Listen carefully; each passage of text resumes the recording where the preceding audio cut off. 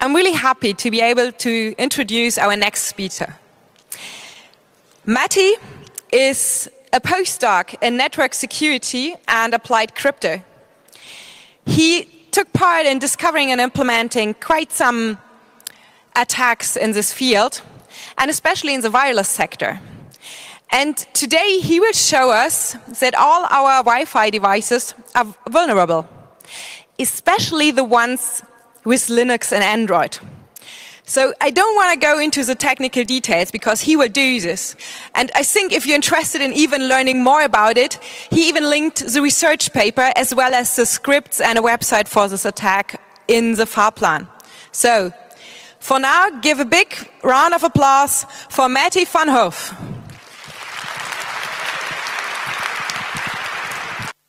Okay. Thank you for the introduction, and thank you all for attending the talk, even though it's already a bit late in the evening. Thank you, CCC, for allowing me to speak here. So today I'm going to talk about my research on WPA2, and you probably have already heard about this under the name of crack attacks. Now, the history of this research is quite interesting because during my PhD I was already researching the security of wireless networks. And during my PhD defense last year, when I was finishing up on writing my thesis, one of the jury members in my PhD asked, "Hey, you're recommending WPA2 with AES in your thesis, but are you sure that's really a secure solution?" And last year my answer was, yeah, I mean, it seems secure. It has been around for more than a decade. And if we ignore some brute force attacks against the password, if you select a secure password, then there are no real weaknesses that are known. On top of that, there are also mathematical proofs that state that if you have the four-way handshake on the encryption algorithm, that it's supposed to be secure. Unfortunately, a year later, I was staring at some OpenBSD code, and in particular, I was looking at this function called ICSetKey. Now, the details aren't important here yet, but this key installs the encryption key for use by the driver, so frames get encrypted. And I was wondering what would happen if this function is called twice. And I was thinking, like, will it reinstall the key? And what will happen when you reinstall the key? And it turns out that answering this question led to the attack I found.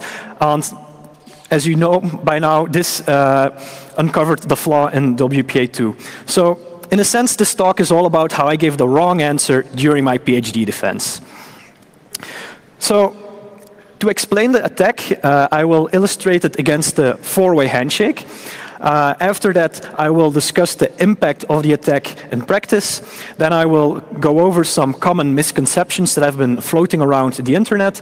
And finally, I will discuss some lessons that we can learn from this research and from our findings. So let's get started with explaining the attack against the four-way handshake. And the first question I have to answer here is, what exactly is this four-way handshake? And the four-way handshake is executed whenever you connect to a protected Wi-Fi network. So it's used when you connect to your home Wi-Fi network, where you just have a pre-shared password, but it's also used in enterprise networks where you, for example, have a username and a password to log in. And the purpose of this handshake is to verify that you possess the correct credentials in order to connect to the network, and at the same time, this four-way handshake negotiates a fresh session key that will be used to encrypt data frames. And this session key is called the PTK, the pairwise temporal key. And as I mentioned, this handshake seemed to be really secure, because for over a decade, no attacks have been founded against it, assuming that a secure password is being used. And on top of that, the four-way handshake was formally proven to be secure, and the encryption algorithm that is used after the four-way handshake, which generally is AES CCMP, that was also formally proven to be secure. Yet somehow we did find an attack, even though we have all these formal proofs, even though this protocol has been around for that long. So what went wrong? To explain this, I'm going to explain how the four-way handshake works using this specific example. So let's say we have the client on the right here that wants to connect to the access point on the left. Now, in order to start the four-way handshake, there first needs to be some pre-shared secret between the client and the access point. And if you have a network at home, this pre-shared secret is basically the password of the network.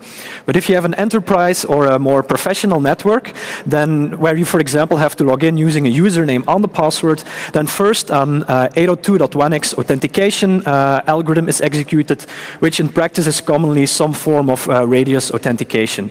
The details of that are not important. What's important here is the result, namely after this authentication phase, there is a shared secret between the client and the access point. And once we have this shared secret, we can execute the four-way handshake.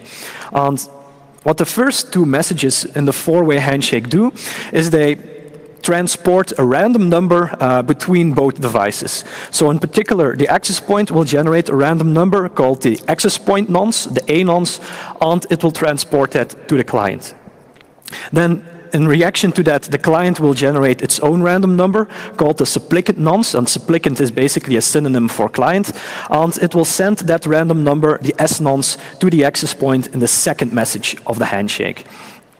And once both devices have each other's random number, then we can derive this unique per session key. And how that key is derived is fairly simple. We take the pre-shared key that is known between these two devices, we combine that with both of these random numbers, and the result is the PTK, this fresh encryption key that will later be used to encrypt data frames. Now, I want to clarify one thing, and you might have heard about this research under the name key reinstallation attacks, forcing nonce reuse in WPA2. I want to highlight here that the nonce reuse does not refer to the nonce reuse about the A nonce or S nonce during the four-way handshake. So here we're going to assume that these A nonce and S nonce, that they are random and not predictable. The nonce reuse refers to nonce reuse that will happen during the encryption algorithm, which I will explain in a bit. Okay, so that's it for the first stage of the four-way handshake. The second stage of the four-way handshake, a bit simplified, it basically confirms that both parties negotiated the same PTK, the same encryption key. And in particular, the access point will send message 3 to the client will verify the authenticity of that frame, and if everything looks okay, the client will reply using message 4 to the access point. And once these 4 messages have been exchanged, both the client and the access point will install the PTK for use by the driver. So now data frames can be exchanged and these data frames will be encrypted. Okay, so now we covered the four-way handshake. We know the highlight of how it works. Now the final thing I need to explain before we can get to the details of the attack is how does encryption work in a Wi-Fi network? And to explain this, let's take the example here where we want to send some plaintext data from, for example, from the client to the access point. Then the first thing that will happen is that we will take the PTK, the fresh session key that the four-way handshake just negotiated, and we will combine that with a packet number. And here this packet number is called a nonce. And the packet number is incremented by 1 for every frame that is transmitted. And the idea here is that by combining the session key with the packet number, we get a unique per packet key for every packet that we want to transmit. And the way the encryption now works is fairly simple. We feed this per packet key as input to a stream cipher. We get as output some key stream. We simply XOR that key stream with the plaintext, and the result is the encrypted data, the ciphertext. Now we prepend a plaintext header with some metadata and also the packet number, the nonce value that we used, so the receiver will be able to decrypt the packet. So essentially, this is just a stream cipher where a nonce is used to always derive a unique per packet key. Now, there's one essential requirement in this encryption key, and that is that under a particular session key, a nonce value should only be used once. Because if you ever reuse a nonce value, you will generate the same per packet key, you will generate the same key stream, and this will allow you to decrypt packets that are sent, and depending on the specific stream cipher that is being used, it will also allow you to forge frames. So now the question here is this nonce value indeed only used once? And we already know that it's incremented by 1 for every packet that is transmitted. So the only question that remains is, to what value is this packet number initialized? And the answer is quite simple. When the PTK is installed, this transmit nonce is initialized to 0.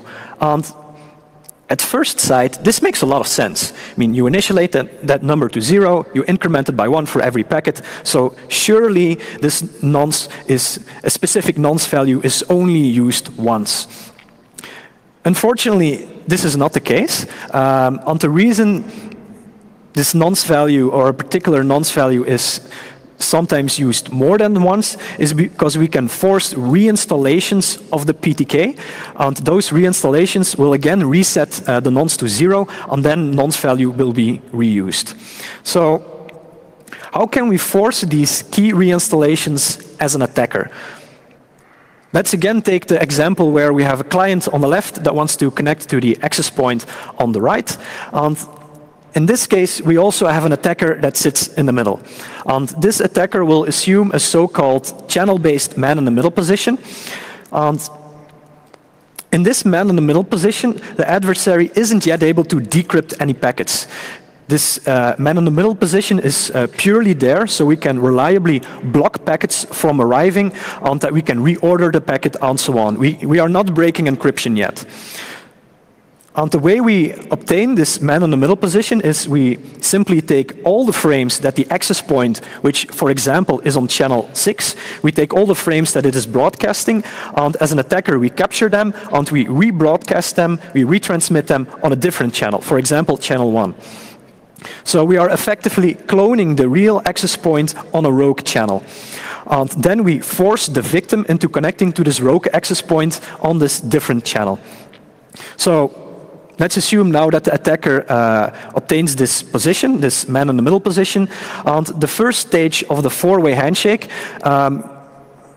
we don't modify any frames at all. So for example, if the client is using 802.1x authentication, we simply forward all the frames between these two different channels, and we do the same thing with the first 3 messages of the four-way handshake. We simply forward them unmodified. Where the attack starts is if the client sends message 4 of the four-way handshake. Instead of forwarding this message to the access point, we don't forward it, which in our situation is equivalent to blocking the message from arriving at the access point.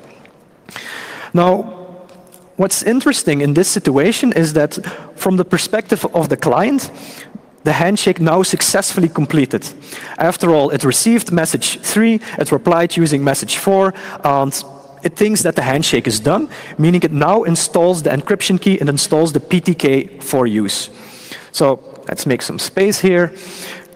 The client thinks that the handshake was completed, it has installed the key, but the access point hasn't received message 4 yet. And the access point will try to recover from this situation, and it will do that by retransmitting a new message 3. And as the attacker will forward this message to the client will accept this retransmitted message 3, and then the Wi-Fi standard says that if you receive a retransmitted message 3, you will reply using a new message 4, and after that you will also install the encryption key again. Now, one remark that I want to make here is that when we receive the retransmitted message 3, we reply using a new message 4. However, this message 4 will be already encrypted at the link layer, and the reason it's already encrypted is because these handshake messages are normal data frames, and well, we already installed the encryption key to encrypt data frames. So nearly all implementations we tested will send message 4, the retransmitted message 4, in an encrypted fashion. Now, I want to remark here that the Wi-Fi standard actually demands that message 4, if it is retransmitted, should be sent in plain text. So according to the specification, this shouldn't happen, but nearly all implementations we tested sent a retransmitted message tree using encryption. And we will abuse this observation later. So as I mentioned, after the client receives a retransmitted message tree replied using message 4, it will again install the encryption key. And as a result of that, this transmit nonce will be reset. Which means that if the client now sends another data frame, it will again use this nonce value of 1 to encrypt the frame. Meaning we have nonce reuse and we have keystream reuse, meaning we can now try to abuse this to decrypt the data frame. Now, how are we precisely going to abuse this? Because we do somehow need to recover the keystream that was used. And we go back to our observation that we have a message 4 here that is initially sent in plain text, and a retransmission of message 4 is later sent in an encrypted fashion. Now, there is a small difference between these two messages, but essentially we have a message sent in plain text and we have a message sent encrypted. And all we need to do is we need to XOR these two messages, and we have the key stream corresponding to the nonce value of 1. And this data frame here at the bottom, it also uses nonce value of 1, meaning it uses the exact same key stream. So we XOR this packet with the key stream, and there you go. We decrypted the packet, and we have now defeated WPA2. So,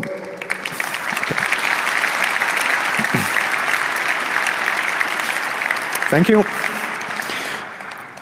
So that describes the attack against the four-way handshake. And the four-way handshake is not the only Wi-Fi handshake that is vulnerable.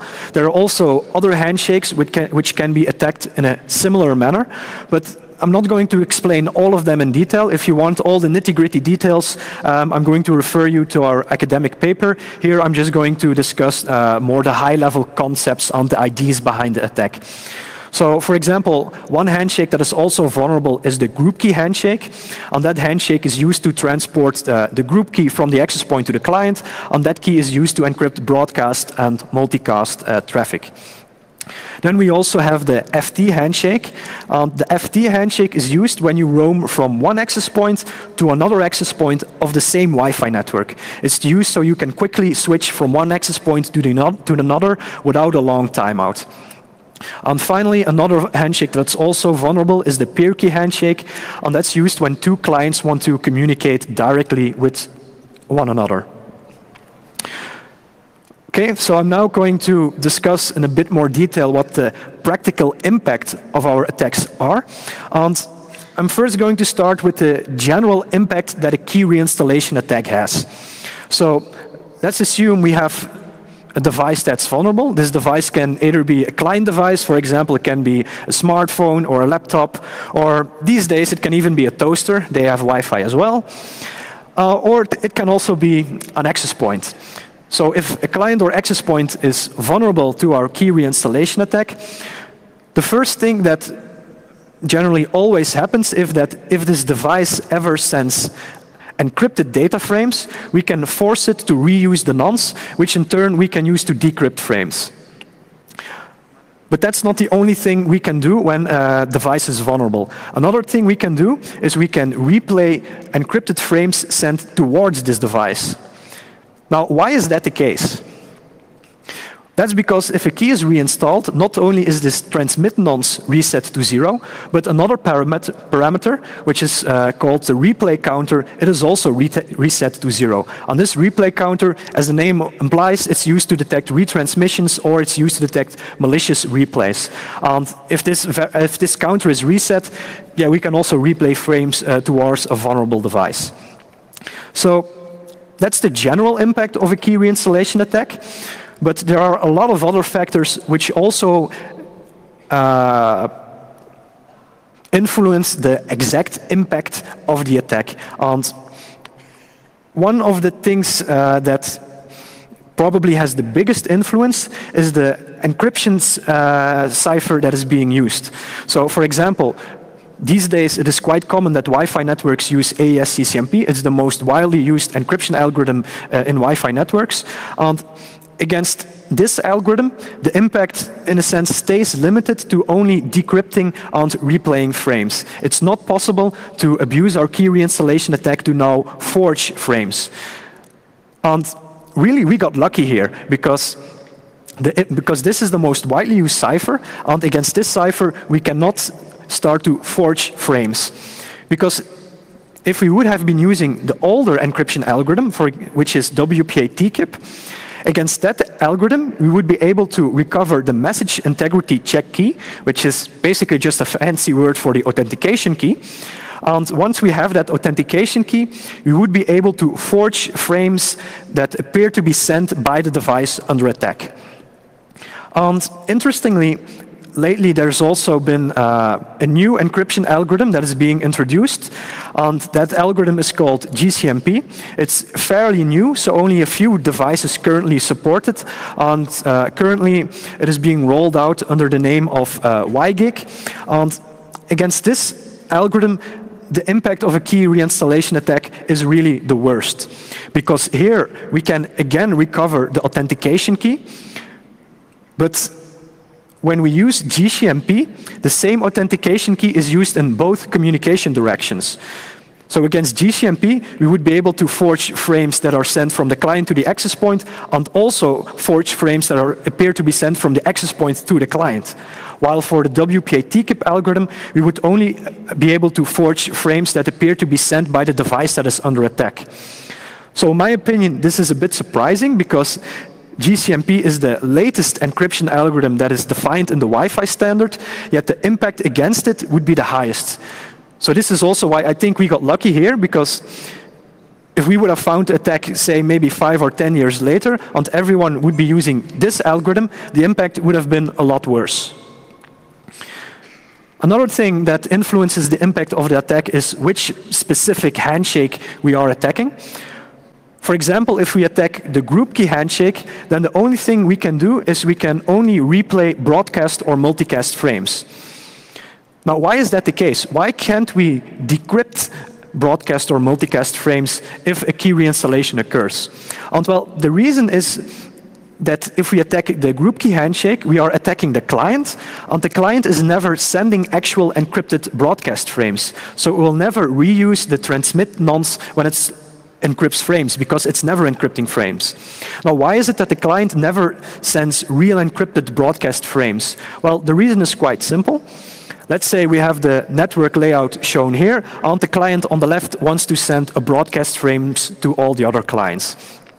Now, what happens here is that this client will send the data frame it wants to broadcast as a unicast frame to the access point only, meaning it won't encrypt it yet under the group key.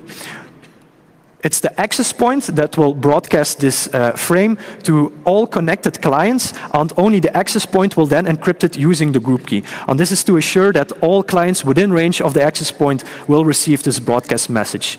Now, for us, this means that only the access point is transmitting real encrypted broadcast frames, and well, in the group key handshake, we cannot attack the access point. We are only attacking the client, meaning in practice, we can only replay broadcast frames to the client, at least if we are targeting the group key handshake.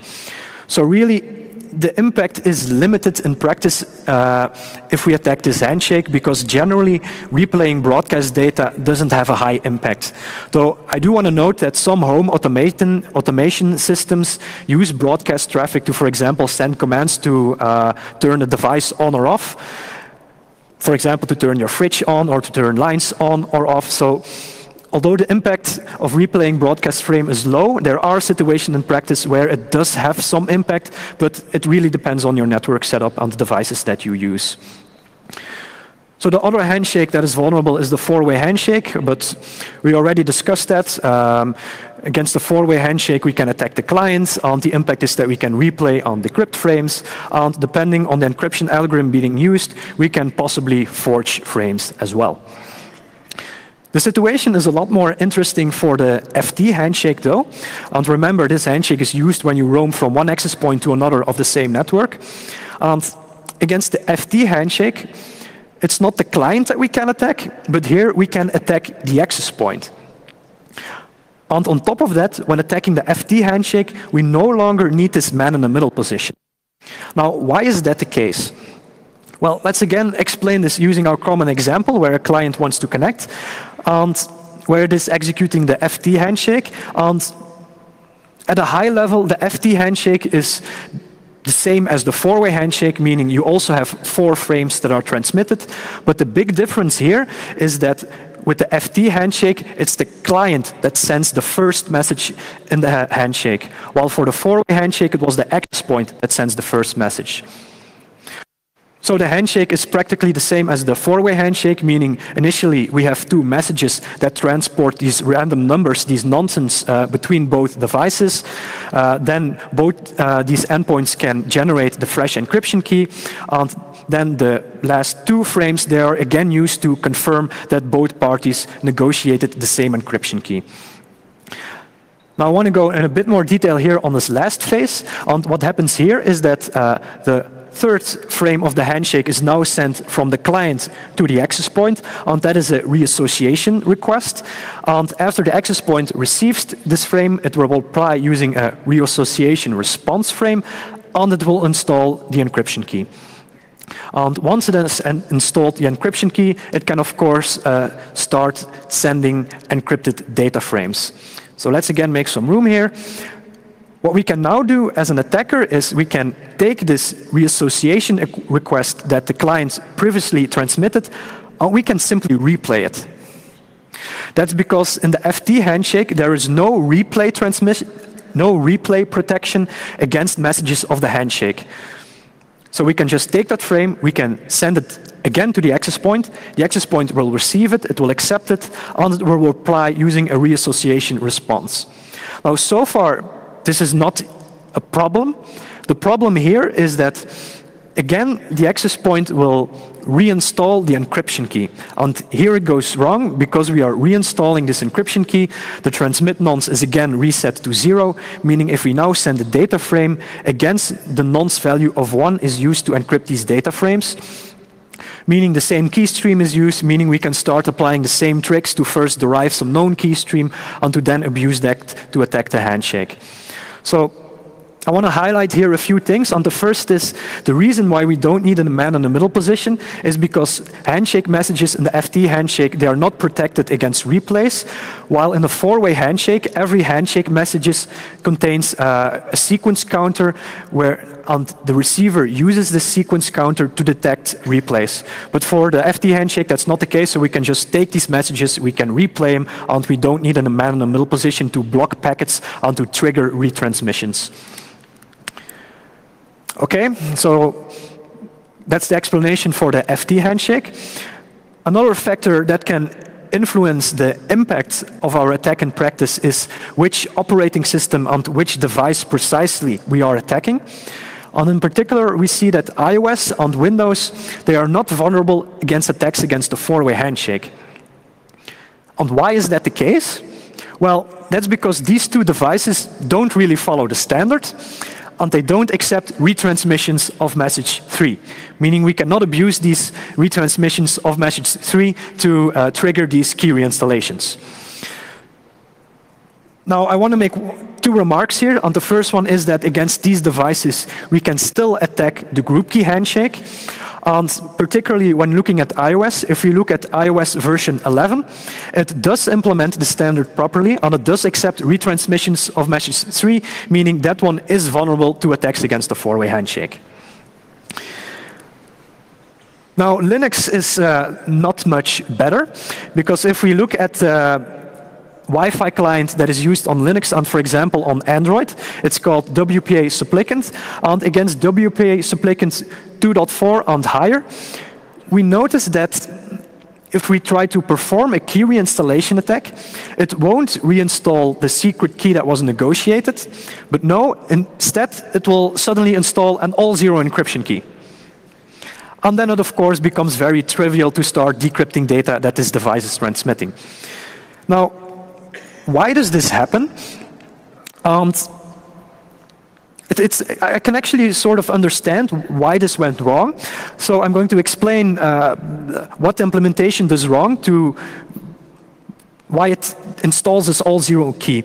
To explain this, I'm going to assume that we have an Android device that is connecting to an access point, and we're going to zoom in a bit on the implementation of the Android, and we're going to look at two entities. We're first going to look at WPA supplicant, which is represented by the Handshake icon here, and we're also going to look at another entity, namely the Linux kernel, and it's the Linux kernel that will be responsible for encrypting data frames, and WPA supplicant will be responsible for executing the four-way handshake.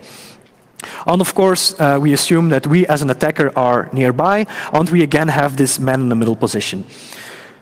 So what does an attacker have to do to cause this installation of an all-zero encryption key?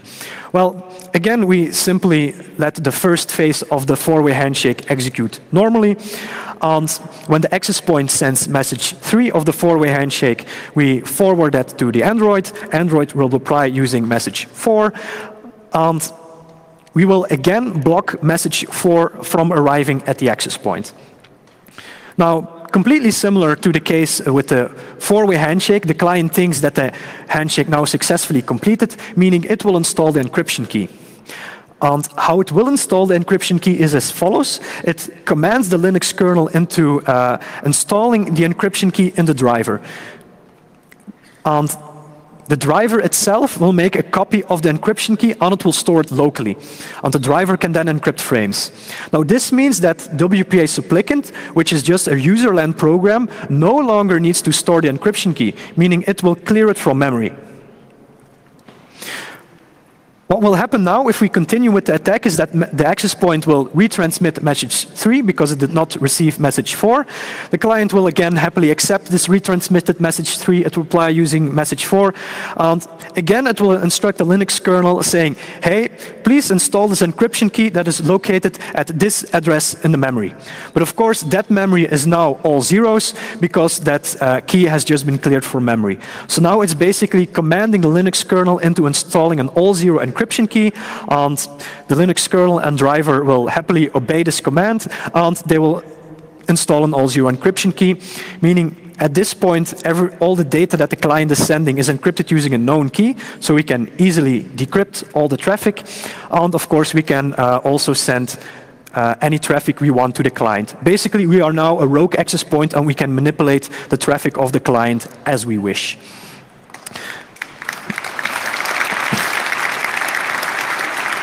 Thank you. So after this, you might be wondering, well, gee, is my device vulnerable? And you can test your own device using the following script. It's on GitHub. I have tested this script on Kali Linux, on Arch Linux, and also on Ubuntu, so I recommend using one of these distributions. And I also recommend to use a Wi-Fi dongle that we or someone else has tested ourselves, because we noticed that if you use our testing scripts with some older Wi-Fi devices, then there are some bugs in these Wi-Fi devices which cause our scripts to fail. And one way to also prevent our scripts to fail is to disable hardware encryption. Now, how you should do that is also explained on this page. And using these scripts, you can test both your client devices, you can test against attacks against the four-way handshake, the group key handshake, and there's also a script to test the access point, whether it's vulnerable against attacks against the FT handshake. Now, if you're going to try to see which devices are vulnerable, you are most likely going to see that quite some clients are still vulnerable to our attacks. Luckily, we can modify the access point to prevent attacks against the client. In particular, we can make additional modifications to the access point such that the access point never retransmits message 3 of the four-way handshake, and that it also never retransmits the first message of the group key handshake. And if we do that, then clients that are connected to such a modified access point, they are no longer vulnerable against most attacks. There are still some edge cases where the device is vulnerable, but these have a very low impact. So if we modify an access point in this way, then connected clients are no longer vulnerable. One downside here is that because we are no longer retransmitting certain messages, it could be that, especially in a noisy environment, because we don't retransmit these messages anymore, that the handshake may fail because the reliability is now less. Now, one thing I also want to remark here, that if you have a router which is vulnerable against our attack, and a vendor says, hey, we patched our router, so we patched our access point to defend against the attacks, then this does not mean that this access point implements these countermeasures. Because these countermeasures, they are additional modifications on top of the normal patches to defend against attack. So only if a vendor explicitly says that our patches of the access point also prevent attacks against clients, then only if they explicitly say that our attacks against the client also prevent it. Okay, so now I want to cover some misconceptions that have been floating around the internet. And the first one is that some people claim if you only patch the client or if you only patch the access point, then you're fine. But that's not the case, because if you only patch the client and the access point is vulnerable, then we can still attack the access point. And if the access point only contains these normal patches, the normal patches to defend against attacks, then connected clients are also still vulnerable. So as I mentioned, connected clients are only defended if the access point contains really extra modifications on top of the default patches. Now, another common misconception is that some people might say, but yeah, it's a cool attack, but you have to be close to the network in order to pull off these attacks. Unfortunately, that's not the case, because we can use special antenna. And these special antenna, they can be made really cheap out of, for example, just a tin can. And with these special antenna, we can manipulate Wi-Fi traffic from up to, say, 2 miles. And there are even leaked NSA documents where the NSA is able to exploit a Wi-Fi network using other attacks from up to 8 miles away. Now, that's of course with a clear line of sight, but still this shows that you don't have to be physically close to the network. You can still be relatively far away. Another strange remark that I sometimes hear is that you need to be connected to the network in order to pull off these attacks, which would basically mean you need to know the password of the network to carry out the attacks. But that's not the case. As I mentioned, during the attacks, you only need to be close enough. You need to be able to manipulate some encrypted packets, but you don't need to know anything about the network.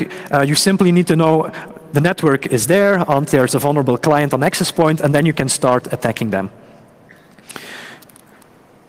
One remark that I can understand is that some people say that, yeah, okay, you can attack these handshakes and you can decrypt data that is sent right after these handshakes, but generally right after you connect to a Wi-Fi network, you're not really sending interesting data, because at that point your device is sending, for example, ARP requests, or it's sending DHCP requests, or is just creating TCP connections, but no useful information is transmitted at this time.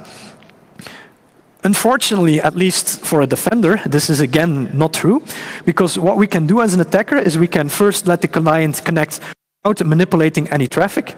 The client, the victim, will then, for example, start browsing the internet, start opening TCP connections, and in the middle of that, while the victim is, for example, surfing the internet, we can de-authenticate the client from the network, and all operating system will then immediately execute a new four-way handshake. And once that four-way handshake is then completed, it will send all the buffered TCP packets again to the access point and also in the reverse direction. So basically what we as an attacker can do, we can wait until we expect the victim to send interesting information, then we de-authenticate the victim, it will execute a new handshake, and then we can decrypt the data that will be transmitted right after that handshake. Another thing that makes the attack possibly hard is that obtaining this channel-based man in the middle is difficult. For example, you might be thinking that in order to force a client to connect to the rogue access point, you need a stronger signal strength than a real access point. But again, that's not the case. And the reason this is not the case is because we can use special Wi-Fi packets on so-called channel switch announcements, which command a client into switching to a different Wi-Fi channel and effectively connecting to our rogue access point. So we don't need a high signal strength. We can simply command a victim into saying, hey, switch to this channel and connect to our access point. And these frames are not authenticated, so we can just forge them as an attacker. Another thing, you might say that the complexity of the attack is hard, meaning it requires some expertise to implement this. And this is true. You do need to know a bit about Wi-Fi in order to make a proof of concept reliable. But as usual, you only need to write this attack once, and then people can use your script in order to attack others. And this is similar to, for example, memory corruption attacks, such as buffer overflows or stack overflows. Writing the proof of concept may be hard, but if you then give it to someone else, or if you put it in Metasploit or some other tool, all a user has to do is basically start the script, and you can start attacking people. One other misconception that I sometimes encounter is that people say if you use AES CCMP, this mitigates the attack. Again, unfortunately, this is not true, because the only advantage of using AES CCMP is that the attacker can no longer forge frames. The attacker is still able to decrypt and replay frames. And finally, the last misconception is that some people say that enterprise networks aren't vulnerable because they, for example, don't execute the four-way handshake. But again, unfortunately, that's wrong, because even these networks use the four-way handshake and they can be attacked as well. So then you have some people that say, okay, WPA2 is now completely broken, it's the end of the world and we're all doomed. Let's not get carried away though. We can patch these vulnerabilities in a backwards compatible way, and as I illustrated here in my talk, the impact also really depends on the devices that you are using, on your own network setup. So sometimes the impact is actually really low, but of course sometimes the impact can be very high. For example, if you have a Linux device, then an attacker can do what he or she wishes, essentially. Now for the last part of the talk, I'm going to discuss some lessons that we can learn from this attack and also the research. And I think one of the most important and interesting observations, and it's also the reason why I really like this attack myself, is that the four-way handshake was proven to be secure. The encryption protocol, in particular AES, has also been proven as secure. However, if we combine these two things, then suddenly we lose all security. And this is quite unfortunate. And what this teaches us is that even though individual parts of a system were really investigated and perhaps formally analyzed, we also need to analyze the combination of these different entities and models. And we also need to prove that these combinations are secure as well. And another way to look at this is that in the proof of the four-way handshake, the authors, they modeled the handshake in a rather abstract way. In their proofs, specifically, they did not model retransmissions of handshake messages. And that's one of the things we abuse. So on one hand, we need to assure that we also look at the combinations of these different entities, but we also need to assure that the abstract models that we use reflect reality. Another thing that we can learn is that we should keep the protocols and also the implementations simple. For example, if we look at WPA supplicant 2.6, when we were studying this version ourselves, we thought it wasn't vulnerable to key reinstallation attacks. However, when we were notifying companies of the vulnerabilities, another researcher found an attack against this version which did work. And the reason we missed this attack against version 2.6 is because WPA supplicant uses a fairly complex implementation of the four-way handshake, and the state machine is fairly complex to reason about. And there are two ways to combat this. The first is to keep the protocol simple. The second way to combat this is to formally verify implementations. Now, of course, we cannot formally verify all the code, but what we can do is really these cryptographic protocols, which play a very important role. At least we should pay enough attention to that. And What's also interesting is that I encountered a document of the CIA, which also agrees that complex implementations or protocols are bad. Specifically, they have a document where the CIA advises people how to properly implement backdoors, essentially, and they're saying that, yeah, if you want to send data back to us, of course, use encryption, but in that encryption algorithm, don't enable rekey functionality because that enables additional features of the encryption algorithm. And these additional features, they cause unnecessary complexity, and that generally leads to bugs. Another thing that we can learn is that the standard needs to be specified rigorously and as precisely as possible, because the original WPA2 standard, it was a bit vague. It didn't really define a state machine. Well, the state machine that it defines says what an implementation should do if it receives a message. But let's go back to the slides. But it doesn't define what an implementation should do when it receives an unexpected message. So it doesn't define the order in which messages should be accepted. Now, there is an amendment of the Wi-Fi standard which better defines how and when to handle messages, but even that standard is a bit vague. And I want to remark here that because the original WPA2 standard was a bit vague, I can forgive iOS and Windows for deviating a bit from the standard, because the standard was difficult to interpret correctly. Now, on a bit of a related note, I want to briefly mention a workshop that we are organizing, which is exactly about how to implement these security protocols properly, how to, for example, fuzz security protocols, how to prove that they are correct, how to make sure that we specify them rigorously. So if you are working in this field, do consider submitting to this. Now, the last thing that I want to mention on what we can learn from this research is how we can coordinate the disclosure of a vulnerability like this. Because this is not an ordinary vulnerability that just affects one vendor, it really affects possibly every Wi-Fi device that is around. So how on earth are you going to start notifying companies? Who are you going to notify? What will be the deadlines, and so on?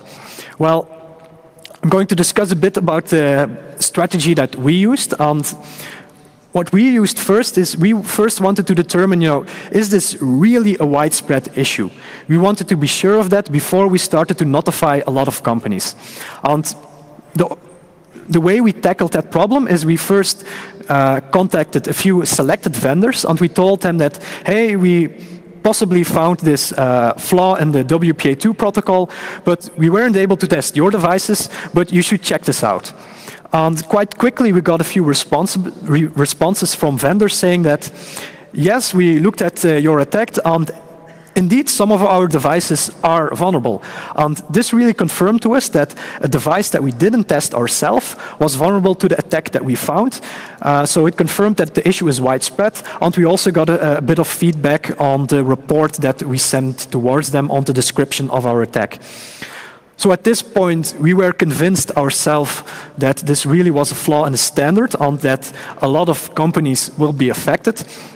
Then the next question we had is, okay, who are we now all going to notify? We, of course, notified the big names and the big companies, but who else do we have to notify? And at this point, our tactic was to rely on a CERT team, specifically CERT from the US, and they did all the coordination for us. But one other thing that you can do is that if you're not sure who all is affected or who all the vendors are, then you can just ask a vendor that you contacted already for other vendors that also might be affected by the bug that you found, for example. Now, one thing that is more difficult here is that on one hand, you want to notify as much vendors as possibly. On the other hand, you also can't notify everyone, because if you are going to notify everyone, then the chance of the details leaking, they become close to 1. Another difficult thing to decide is how long should you give time to companies in order to patch this. And again, here you are mixed between two decisions. on one hand, you can give them a long period to patch everything, but then again, the risk of these details leaking increase. On the other hand, if the embargo period is too short, people won't have time to patch it. So this is quite a hard decision. In the end, what we did is, which I would again do in the future, is it's hard to pick a deadline, but still do pick a deadline to avoid any uncertainty and so that people know what to expect. And finally, I want to thank CERT and Ikazi for helping with the coordination. And I also want to thank Cisco for some of the advice that they give. So with that, I can conclude the talk. So what we discussed is a flaw in the WPA2 standard itself. And the most surprising thing about this research is that WPA2 was proven to be correct, yet we still found this attack after more than a decade. And more than that, not only is this just a theoretic attack, the attack has actual impact in practice. And finally, in order to defend against this, you should update all your clients and also check if your access points are affected. So with that, thank you for your attention. And if there are any questions, feel free to ask.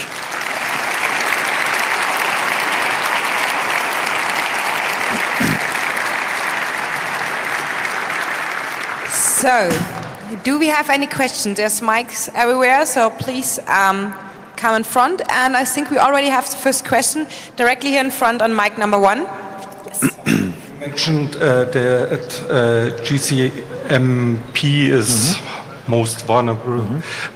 Do you know if there is any standardization going on about switching to Nonce misuse resistance scheme like AES GCM syntactic initialization vector? Yes, so there have been some proposals in order to make the encryption algorithm defend against nonce reuse. Now the impression I have that this is still a bit of ongoing research, so there are proposals where you have an algorithm that you can use, but I'm not aware of actual encryption protocols, for example, TLS or Wi-Fi that are using them. But they exist, but they're not yet being really used. Yes, standardization going on in CFRG, so Crypto Forum Research Group in IETF standardization. But I was asking about Wi-Fi standardization, if they are planning to use this. And a related question would be, if you would use in ASGCM instead of the deterministic initialization vector, there's a random EV possible if you use 96-bit. Then the impact wouldn't be bounded. So to answer the first question, I'm not aware of the Wi-Fi standard from really modifying the standard to use a non-misuse resistant encryption cipher. They are modifying the standard to defend against key reinstallation attacks, but I think they're not yet going to incorporate a non-misuse resistant encryption cipher because they still have the impression that they're going to wait probably a while, and once that technology is more mature, they're going to use that. If I understood your second question, you also have encryption algorithms where you don't have a deterministic nonce, but you have a nonce which for every encryption operation, for example, is random. Actually, in the GCM standard, there are two possibilities. One deterministic, and the second random. So the risk of using a random initialization vector is that you may have a bad random generator, and that it can go wrong there, and that you still have nonce reuse. So even with a randomly generated nonce, it can also go bad, but then there are different attacks. And I think there has been a paper that analyzes certain TLS libraries where they do find attacks where in that case the GCM algorithm can still be attacked. Not through key reinstallation attacks, but because basically the nonce isn't really random. For example, sometimes a bad implementation always uses the same random nonce.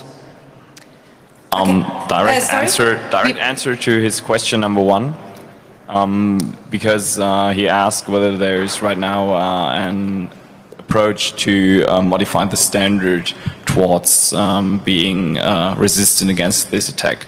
Right now, there is no IEEE task group working on an amendment which will fix this. Well, there is they are working to prevent the key reinstallation attack. Well, there is no official active task group right now. Okay, that could be, but there are still people working on that. Yeah, they're working on that, but no task group, right? Thank you. Okay, thank you. Here, number 3. Yes, thanks for your amazing talk. Just for my personal understanding, could you briefly go back to the slide with the four-way handshake, like right in the beginning? Yep. So the attack or the handshake itself? Yeah, the attack. So let's go to this slide. Yeah. So all you get from this is the key stream that is used to encrypt the message 4, right? That's all you get. Yes, but you can already use that to start decrypting frames. And what you can do as an attacker, you have several options. The first thing you can do is you can keep triggering new handshakes by deauthenticating the client, so you can always decrypt one packet at a time. What you can also do is you can wait with sending this retransmitted message 3 to the client, because sometimes you know the encrypted data that is sent, so you know that a packet is an ARP request, you know that's a DHCP request. You can capture quite some packets where you know the content to derive some known key stream. And once you have that, you can forward message 3 to trigger a key reinstallation, and then you have collected quite some key stream to be able to decrypt several packets at a time. So you can use tactics like that. You can rely on the packet length to basically determine what the type of packet is, where you have known plain text, and you can use that to derive new key stream. And there are a lot of ways to play around with that.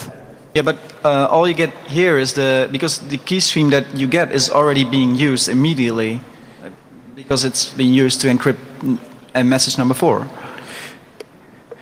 Well, we know the content of message 4. And we abuse that message 4 is encrypted to derive a known key stream, and we can then use that to encrypt data frames which we do not know. And we should discuss this offline. Yeah, let's do it. Yeah, perhaps this is for a later discussion with more in detail. Now we switch to number 2, but number 4, I think it's, yeah, thanks. 4, yes. Great find, really, and an awesome talk.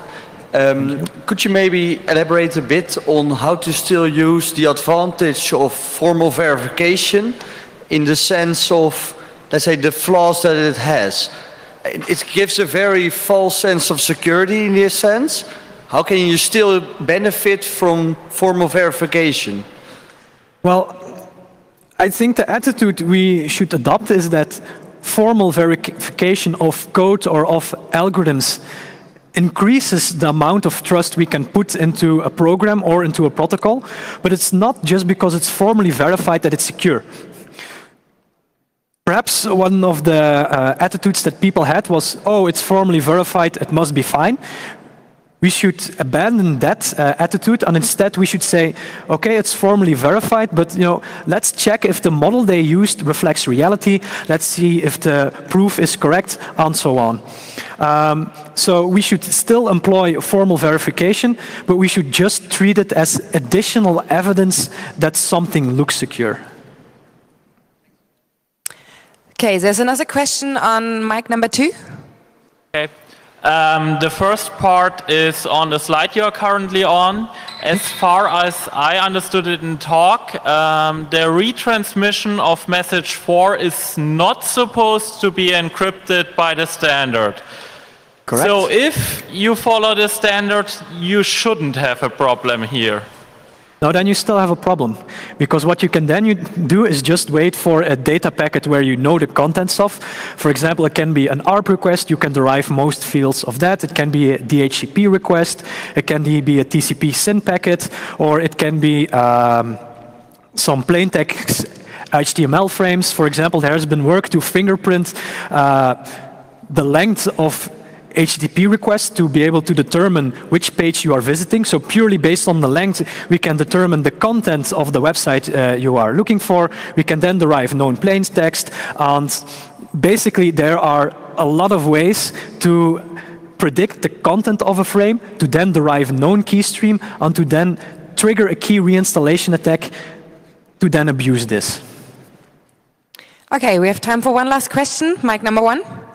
As far as I understood your research, so if we have like 11W deployed in the network, we are still vulnerable to the attack because as 11W specifies, the encryption supposed by this amendment is also done by the encryption used on the network like before. So 11W is not really a way to secure the network. Well, if I got it right, 11W is one of the things it does is protected management frames, if I'm correct? Yes. Yes. So using that does not defend against these attacks. Okay. I think there's still quite details where people are curious about because it's everybody starting this question as far as I understood. So I think this was a really nice comprehensive talk and I want to thank you, and everybody who has more questions perhaps can find you here and ask you more or have a look into the paper, perhaps read everything in detail there. So please, another big round of applause for Matthew in this amazing talk. Thank you very much. Thank you.